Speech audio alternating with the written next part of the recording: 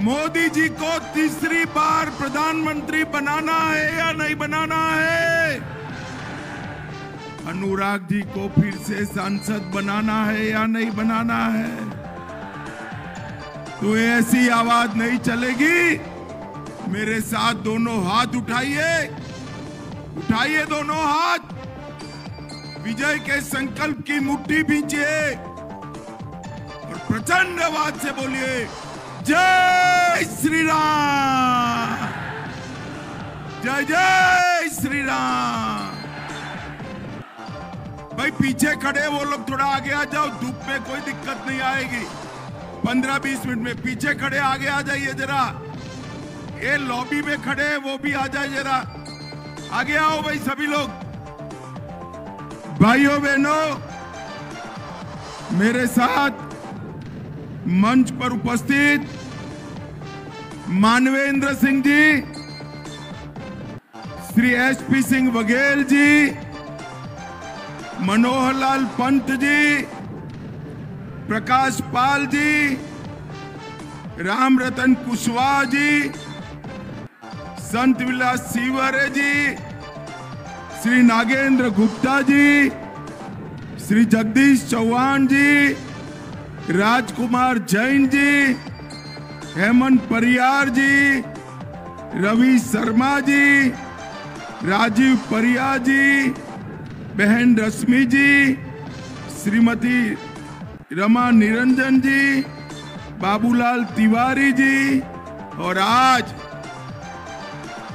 जिनको जिताने की मैं अपील करने आया हूं, ऐसे हमारे सांसद और लोकप्रिय प्रत्याशी भाई अनुराग जी के लिए जोर से ताली बजाइए सभी लोग। सभी लोग बैठ जाओ जरा, ये मीडिया के मित्र भी बैठ जाए, सेट कर बैठ जाओ भाई, पीछे भी बैठ जाओ सारे लोग, ये पुलिस वाले भी बैठ जाए जरा, बैठ जाओ सभी लोग। अरे सुनते नहीं हो भैया, बैठ जाओ, बैठ जाओ, बैठ जाइए जरा। मेरे साथ बोलिए भारत माता की। भाइयों बहनों, आज जब मैं झांसी ललितपुर की पवित्र भूमि पर आया हूं, तब सबसे पहले ये बुंदेलखंड की वीर भूमि को प्रणाम कर मेरी बात की शुरुआत करना चाहता हूं। यहां पर उपस्थित तुवन सरकार मंदिर, नीलकंठेश्वर त्रिमंदिर, दशावतार विष्णु मंदिर, देवगढ़ जैन मंदिर, राम जानकी मंदिर, मुरली मनोहर मंदिर, पंचकुइया मंदिर को मन से प्रणाम कर मेरी बात की शुरुआत करना चाहता हूं। भाइयों बहनों, जब मैं बुंदेलखंड की वीर भूमि पर आया हूं, तब महारानी झांसी और झलकारी बाई का बलिदान याद कर समग्र देश की ओर से उनको प्रणाम करता हूं। भाइयों और बहनों, यही भूमि ने मुगलों के सामने भी लड़ाई लड़ी, अंग्रेजों के सामने भी लड़ाई लड़ी। अब हमारे देश में ये जो देसी अंग्रेज है, उनके सामने बुंदेलखंड ने लड़ाई लड़नी है, देसी अंग्रेजों के सामने। भाइयों बहनों, आज मैं जब यहां आया हूं, तब 4 चरण समाप्त हो चुके। 4 चरण का नतीजा झांसी वालों जानना है आपको? जरा जोर से बोलो, जानना है? ऐसे नहीं चलेगा भाई, जोर से बोलिए, जानना है? 4 चरण में मोदी जी 270 सीटें लेकर तीसरी सेंचुरी की ओर आगे बढ़ गए। और राहुल बाबा का जो इंडिया अलायंस है, उसका सुपड़ा साफ हो गया है साफ। अब ये निश्चित है कि मोदी जी तीसरी बार देश के प्रधानमंत्री बनने जा रहे हैं।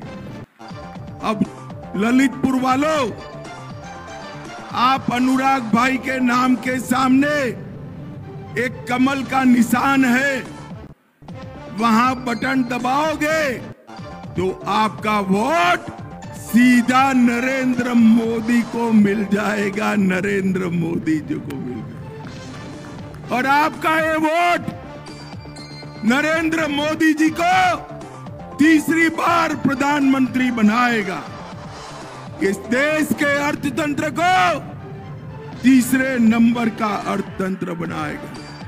अरे बैठ जाओ ना भैया, ये काले शर्ट, अरे सुनते नहीं हैं आप, बैठ जाइए।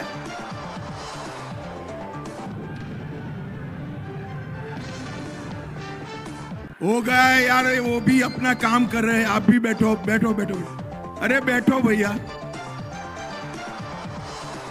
भाइयों बहनों, ये मुकाबला किसकी हो बीच में?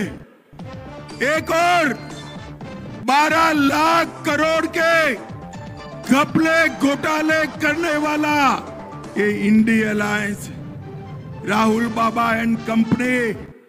मैं आपको पूछने आया हूं, 10 साल तक सोनिया मनमोहन सरकार चली, 12 लाख करोड़ के घपले घोटाले भ्रष्टाचार करे, और दूसरी ओर मोदी जी है, 23 साल तक मुख्यमंत्री प्रधानमंत्री रहे, उन पर 25 पैसे का आरोप कोई नहीं लगा सकता भैया, कोई नहीं। ये मुकाबला किसकी बीच में है?